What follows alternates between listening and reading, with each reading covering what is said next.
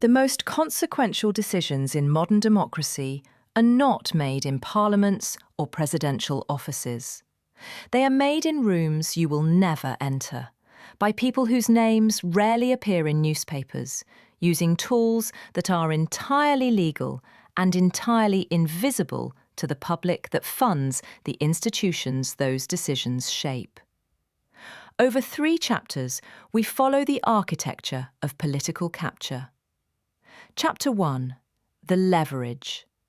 In the United States, it costs approximately $10 billion to elect a president. The number is cited so often that it has lost its power to disturb. But sit with it for a moment. $10 billion for a single electoral cycle. And that is only the visible portion, the registered expenditure, the disclosed donations, the trackable advertising spend. The invisible portion is larger. Political scientists have a term for the full ecosystem of private capital that shapes democratic outcomes: the influence industry. It includes not just campaign contributions, but the think tanks that produce the policy papers politicians cite, the media properties that set the agenda those politicians respond to, the lobbying firms that draft the legislation they vote on, and the revolving door institutions that make the movement of personnel between government and private sector so seamless as to be almost invisible. The leverage model is simple at its core. You do not need to bribe a politician, a crude and risky approach with a long paper trail. You need to shape the environment within which the politician makes decisions. Fund the institutions that define what is economically possible. Staff the agencies that interpret what is legally permissible. Own the platforms that determine what is politically visible. This is not corruption in the legal sense. In most jurisdictions, it is entirely legal, which is precisely the point. The most effective form of political influence is the kind that requires no crime because the rules were written to permit it. The Powell Memo of 1971 is the document that launched the modern influence industry in the United States. Written by Lewis Powell, weeks before he was appointed to the Supreme Court, it was a call to arms for American business to engage systematically in the political and intellectual life of the country. Build think tanks, fund university chairs, engage the media, influence the courts. Within a decade, the institutional infrastructure Powell called for had been built. The Heritage Foundation, the Cato Institute, the American Enterprise Institute. These are not independent centres of intellectual inquiry. They are funded positions in a long-term argument about the rules of the economy. That argument has been enormously effective. The regulatory framework, tax structure, and antitrust enforcement posture of the United States today reflects, in significant measure, the institutional investment made by private capital in the decades since the Powell Memo. In Chapter 2, we follow the personnel who move between the institutions of private capital and the institutions of government, and ask what that movement does to the boundary between regulation and the regulated. Chapter 2. The Revolving Door. Where government and private capital merge. There is a building on K Street in Washington, D.C. that contains, on any given weekday, a significant fraction of the former senators, congressional staffers, agency heads, and regulatory officials who shaped American policy over the preceding decade. They are not there for nostalgia. They are there because their knowledge of how government works, specifically which phone to call, which clause to amend, which regulator can be persuaded, is worth in the private market between $500,000 and $5 million per year. The revolving door is not a metaphor, it is an institution, and it operates with remarkable efficiency in both directions. The inbound flow. Private sector executives and lawyers move into government positions as agency heads, as regulatory commissioners, as cabinet secretaries, bringing with them the professional networks and ideological orientations of the industries they will now regulate. The outbound flow. Government officials move into lobbying, consulting, and board positions in the industries they recently regulated. The Securities and Exchange Commission has seen a steady flow of its senior staff into the major financial institutions it oversees. The Food and Drug Administration has a decades-long history of senior officials moving to pharmaceutical companies. The Federal Communications Commission is a reliable pipeline to the telecommunications industry. This is not simply a story about individual corruption. Most of the individuals involved are not corrupt in any meaningful sense. They are doing what their professional networks, their compensation structures, and their cultural milieu make natural. The problem is systemic, not individual. The systemic problem is this. When the regulator knows that their next position depends on maintaining good relationships with the regulated, the regulation tends to become negotiation. The hard line becomes a soft line. The enforcement action becomes a conversation. The fine becomes a settlement.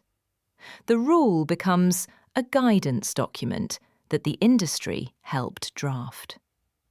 In 2008, the financial regulatory apparatus of the United States, staffed at senior levels by people who had come from and would return to the institutions they were regulating, failed to prevent the largest financial crisis since the Great Depression. The crisis was not caused by the revolving door alone, but the door had created the conditions in which warning signs were rationalized rather than acted on, and in which the interests of large financial institutions had become, over decades of personnel overlap, almost indistinguishable from the public interest. In Chapter 3, we examine what regulatory capture looks like when it is complete, and whether it can be reversed. Chapter 3. The Capture. When the regulator becomes the regulated. Regulatory capture is the condition in which a regulatory agency comes to advance the interests of the industry it was created to regulate, rather than the public interest it was created to protect. The term was coined by the economist George Stigler in 1971, the same year as the Powell Memo, in the same intellectual climate. Stigler argued that capture was not an accident or a failure. It was the predictable outcome of how regulatory agencies work. Industries have concentrated, permanent interests in regulation. They employ teams of lawyers, economists, and lobbyists whose full-time job is to monitor, influence, and exploit the regulatory process. The public has diffuse, intermittent interests. Regulatory capture happens when the permanent, concentrated pressure of industry expertise overwhelms the intermittent, dispersed resistance of the public interest. The case of the Federal Aviation Administration and Boeing's 737 MAX is a recent documented example. Between 2012 and 2018, the FAA delegated significant portions of the certification process for the 737 MAX to Boeing itself, allowing Boeing engineers to approve safety assessments on behalf of the regulator. When the MCAS software system at the center of 2 fatal crashes was being evaluated, the FAA did not have the independent technical capacity to challenge Boeing's own assessment of its risks. 2 crashes, 346 deaths. A congressional investigation that found the FAA had failed its basic regulatory function because it had become, over decades, too close to the industry it was supposed to police. The pattern repeats across sectors: pharmaceutical regulation, food safety, financial oversight, environmental protection. In each domain, the story follows a similar arc. An agency created in the public interest, gradually colonized by the expertise, personnel, and cultural assumptions of the industry it regulates, until the boundary between regulator and regulated effectively disappears. Is this irreversible? The historical evidence suggests not. Regulatory capture can be disrupted by political will, by public scandal, by the appointment of genuinely independent agency heads, by structural reforms that reduce the personnel overlap between government and industry. But disruption is always temporary. The concentrated interests of industry do not disappear when a regulator gets tough. They wait. They fund the think tanks that will argue for relaxed oversight. They cultivate the next generation of officials who will understand their perspective. The architecture of capture, like the architecture of dynastic wealth, is designed to outlast any individual effort to reform it. The question is not whether it can be changed. The question is whether anyone with the power to change it will ever have more to gain from changing it than from leaving it as it is. The architecture of political capture was not built by criminals. It was built by people following the incentives they were given, within rules that were written to permit exactly what they did. The question worth sitting with is this: when a system is designed to be captured, when the rules themselves create the conditions for it, is reform possible from inside the system or only from outside it? There is no comfortable answer. That is the point. The free guide is in the description. 3 questions that reveal who actually controls the system you live in. Yours now, no cost. Subscribe. The next chapter of the story most people are never shown is already being written.